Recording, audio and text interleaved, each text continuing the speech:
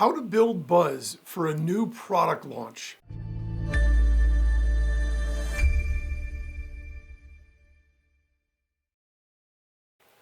When we're creating a new product, it's very easy to create the product, get it ready for release, and just start to advertise it or promote it or link to it on our website or just make it available for everybody. And that certainly can work. It requires a lot less effort than anything else, but it's also a lot more difficult to get any kind of excitement going or to generate any sort of spike in sales based on the fact that we have a new product that we're going to release. So one of the alternatives or one of the methods we have for rolling out a new product is what we call a product launch. Now, obvious examples that we've all seen and heard of product launches are particularly prevalent in the tech industry. It also exists in movies. When a new movie's coming out and there's a lot of buzz about it, they tend to release a teaser of a trailer far in advance, and then another one with a little bit more detail as we get closer. We see this a lot with the streaming services on TV as well. If there are basic series that everybody's very excited about, then a lot of times when their new season is coming out, they'll tease it months in advance. Because what they want to do is they want to build excitement. They want to build anticipation. Because what people realize in the marketing game is that purchases and buying is based on emotion. So if we can get our customers excited, if we can get the market worked up and very amped up about what we have to offer, then the sales even become at an irrational level. That's how great it can become. Whereas if it's just, hey, here's a product with these benefits, you could buy it or not, people might buy it, they might not. I remember as a kid, one of the first things that ever went viral, I guess you could call it, for back in the day, there was no such thing. There was no internet or anything else. But one of the biggest toys that was a huge market like this, and it wasn't even done as a product launch, but it just became ridiculous in terms of what people would go through to get these, was the Cabbage Patch Kid.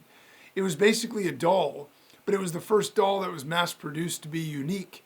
So each one had different eye colors and a different name and everything else.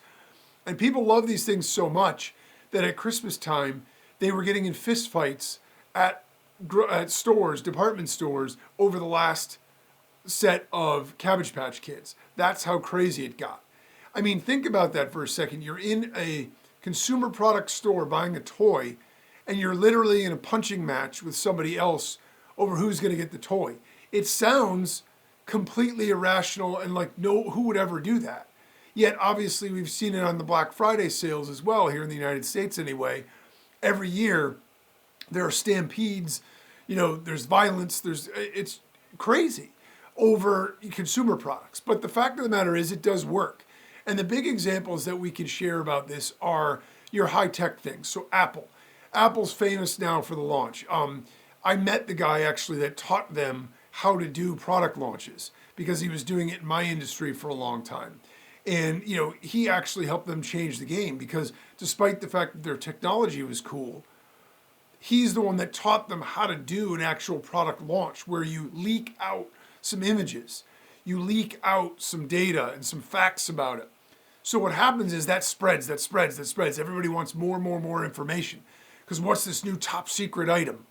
And they only see like a shrouded screenshot and a shadow and a couple of specs, and everybody starts to get excited, and then they share that, and it goes everywhere because it's the only information available. Then they release a little bit more, then a little bit more. Then you have a beauty shot on an ad, and coming, and the date, and that's all. And that whole process is all designed to build up the excitement so when the product actually launches, there's an irrational, crazy demand for it, with people falling all over themselves to buy it, and it sells out in minutes. That buzz then begets more sales because once everybody else has it, now everybody else wants it when they see what a big deal it is. It's the social proof element enters into it. So a launch can be super successful, and it can actually explode sales if it's done right. Samsung does this as well with the new phones and everything else, and all kinds of big tech does this. In addition to that, I can tell you from my personal experience, being in the software game for quite some time, in my industry, we've done a lot of product launches. They're not quite what they used to be right now, but in their heyday, they were explosive. We would have people that had live cameras on their war room as we approached the launch time. And so they're basically all sitting there, and you could sort of feel the buzz, and you can watch the live camera while it counts down to launch. And there's a ticker on the screen that counts down. And then as soon as it hits 0, it went to the live sales page, and everybody went nuts. Sometimes these sales pages weren't even complete. They had bullet points that said insert benefit here, insert benefit here. They literally weren't even completed. And before the page could load, people were clicking the buy button and buying it because so much buzz was created. You had hundreds of affiliates all promoting the same product at the same time, and they promote it in advance. So to give you an idea, the first standard was people were doing $100,000, $200,000 in sales in a day. I personally did $100,000 in a day. That was my best day that I ever had. But other guys dwarfed me. Then the standard became $1 million in a day. We had people doing $1 million in sales in a single day on a launch. They were doing $3, $4, $5 million over the course of a week on a software product launch, an info product launch. That's how explosive this stuff could be. Whereas if they had just rolled that out and made it available in a marketplace, they might have sold some copies, but it wasn't going to do nearly what it did with the launch. So the long story short with that is launching a product as opposed to just introducing it to the market or rolling it out or making it available can be a very, very valuable and profitable idea if it's done right and if you're in an industry that it makes sense. So it can create significant buzz, and to do that, that is the question. How do we actually make this happen? So in order to create that buzz, it involves a mix of strategic planning, creative marketing, and really good execution. So here are some of the key steps that we want to think about in order to be able to execute this. The first is we do need to understand the audience. We have to be able to hit on their fears, their desires, their pain points, anything that's emotional that will get them worked up is what we want to play on. And so we want to know their behaviors. We want to know the channels they frequent. Because when we know where they hang out, we know where to build the buzz. If we're trying to build buzz on LinkedIn and our entire marketplace is on TikTok, it's not really going to be that helpful in creating a giant launch. If on the other hand, we're congruent with it, we know they're all on Facebook, so we go to Facebook and we build the launch there, or YouTube or whatever, now we're talking. And if we hit all the points, the big benefits that our product or service are going to solve for them, and we focus it on what their needs are that are going to be met and their interests that are going to be met, then that is where we're going to start to get that interest. People are going to naturally be interested in what it is. They're going to want it. And when they see what it can do and they see the sneak peeks, it generates a mix of curiosity and desire. And that is a great combination. If people are really curious and they really want something or want to know more about it, now you're starting to generate that hunger, that desire for more information. People will be on the lookout for the next tip, next information, the next detail that drops about it, the next spec, so to speak. Next thing we want to do is we want to develop a unique selling proposition or a USP. We want to clearly define what makes our product stand out from the competition. The better we can do this, look, to launch something that's sort of an also-ran product is okay. It's still better than just rolling it out. But if there's nothing that makes it unique, there's going to be a segment of our audience, a segment of our market that's going to recognize that. They're going to key on that. They're going to say, well, wait a minute. This looks cool, but I don't understand how it's different from X, Y, or Z. If we can articulate why or how it's different from X, Y, and Z, now we've got a unique thing that everybody's going to want because there is no alternative.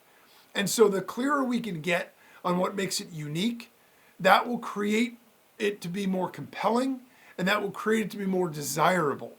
So we want that desire factor in there because that is going to be the thing that's going to get people excited about it. The next step is to create a teaser campaign. And this is the thing that Apple is now famous for, that we're all familiar with, right? The shadowed image of it with the date. and the words coming or coming soon or whatever. We want to build that anticipation before the official launch. So we want to plan this out.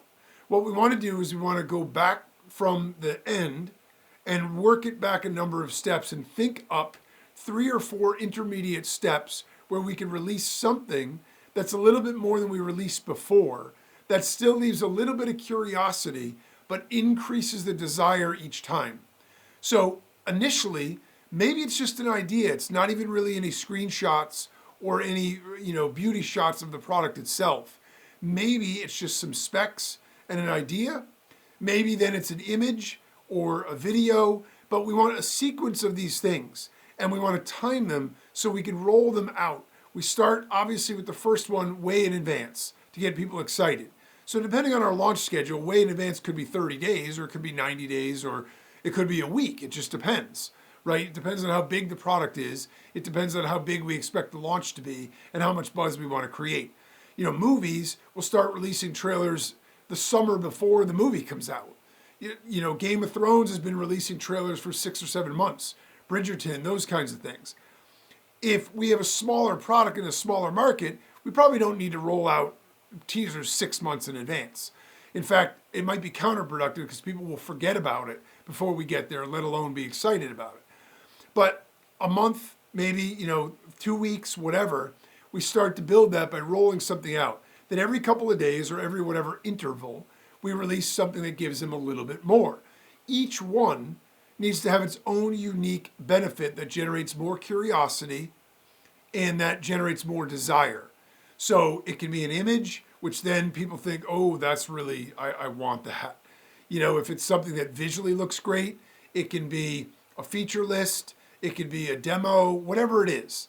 And we want to use social media in this particular venue or this particular step, along with email newsletters, other social platforms, and we want to tease information about the product. It can be sneak peeks, countdowns are great, cryptic messages, all stuff that's going to generate curiosity and desire for what we're doing. We want to leverage influencer partnerships. We know the power that influencers have to be able to drive excitement and eyeballs and attention to something. So even if we need to spend a little bit of money, if we can get influencers that are tied to our target market, and by the way, this is why it all starts with understanding who the market is. We don't want to just get random influencers because they're popular. We want to get people that make sense for our audience, that have our audience as their main base. And we want to have them roll some stuff out. We want to have them tease it a little bit because people are listening to what they say. People are doing what they tell them to do. So when we have influencers who resonate with our target audience and we get them to start generating hype, that's what they do best. Generate hype, lend credibility, and ultimately create that social proof that gets everybody else talking about it. Trust me, guys, I've seen this product. This thing is going to blow you away. I wish I could tell you more about it. All I can tell you is get ready, save your nickels, whatever you got to do, because you're going to want to buy this thing and you're going to want it instantly. You're going to be one of the first ones that gets it when you see how amazing this thing is. Whatever. And they can roll out some screenshots and things like that too, or whatever. We can host a launch event. Again, depending on our industry, depending on our marketing platform, whether we're virtual or digital or whatever, our launch event can be a physical event where we rent out a stadium or a conference room or something like that, or a live demonstration or whatever, launch event. Or it can also be a webinar, or it can be a live stream. Live streams in general create a little bit more excitement because it's live. The idea that it's going live gets people excited. They can see the countdown. They know it's getting close to starting. So if we live stream on YouTube or Instagram or Facebook or something like that, or we do it as a webinar if we need a little bit more planning, or we can even do it as a live event or simultaneously all of these, depending on our marketing budget, depending on what our sales targets are, and depending on what our product is and how it's going to resonate and connect with people, what kind of impact or what kind of rollout we need to have to make it work. We want to make that event exciting, engaging, and interactive. all of these things are not about listing bullets about a product. Bullets don't sell products. It's about generating excitement. So these need to be all emotionally driven things that are geared toward buzz and excitement and hype. That's the whole idea about this. Then we can use strategic public relations. The brilliant thing about PR is because it isn't blatant marketing, it's subtle, sneaky marketing that's really effective. We can send out press releases to all the relevant media outlets. They're always looking for information. They're always looking for news stories. If we have a news story about a new product that's going to drop or launch or whatever, and it's groundbreaking in one way or another, it doesn't even have to be totally reinventing something. But if it's new, if we release that to all these articles and newspapers and everything else, they're all going to publish that. And by the way, there are services that'll do this for you for a couple $100. They'll write it for you and they'll release it to everybody and get it syndicated for you. If we pitch unique stories about our product to journalists, we don't have to call them one by one. They have actual wire feeds that the Associated Press will pick up on, and all these other newspapers and magazines around the country will run it if there's new noteworthy stuff. So we can go ahead and do that. We can also reach out to journalists specifically that cover our industry, and we can pitch them directly on the idea as well. And they might give us even more buzz and get us even more exposure than what we were expecting. They might come out and do an expose, or they might take some videos or photos or interview us or whatever. We want to highly, highly, highly engage on social media and leverage that. We have to use social media platforms to engage with potential customers. Social media platforms are by far the most viral marketing method that we have. So when we lean into that and we start that fire where people start to get excited about something, they naturally spread it to everybody else in their sphere, which generates even more buzz and more excitement.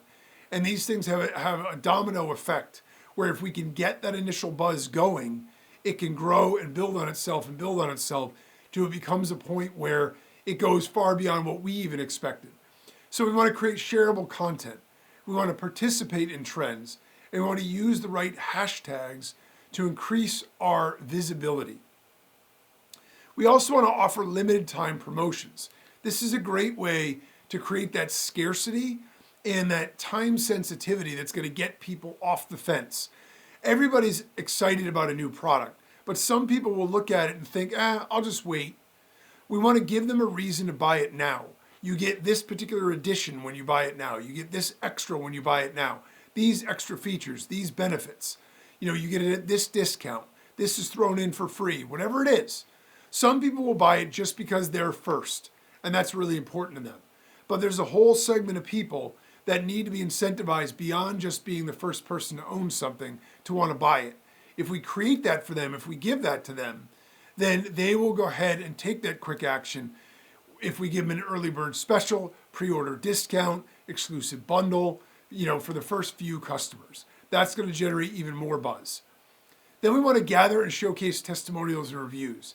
As soon as the product is ready, if we can get this before we actually go live and start to leak out some reviews, those could be some of the best buzz building things we ever have, because we aren't pitching it, our own customers are.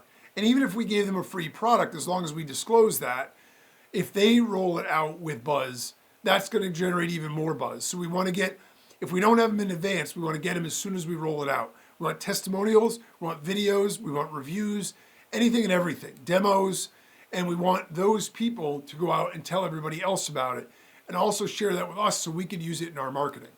Positive reviews and testimonials can be really persuasive to potential buyers and get a lot more people in the fold. And then we also want to analyze and adapt. Once we do launch, that isn't the end of the story, right? We're hoping for a big event and we're hoping to make a lot of sales, but we want to closely monitor all the metrics and the feedback. We want to be very attuned and aware and vigilant about fulfilling the demand. So if we create this big demand, we need to be very good about making sure people get the product they were promised when they were promised it. And then we want to be ready to adapt our strategies based on what's working and what's not. There are going to be some things in the buzz building process and the launch process that worked great. There are going to be some things that didn't resonate as well. Take the good, feed that, keep using it, expand on it. Anything that didn't work, scrap it or adapt it. So we have a better way to use it and try it again.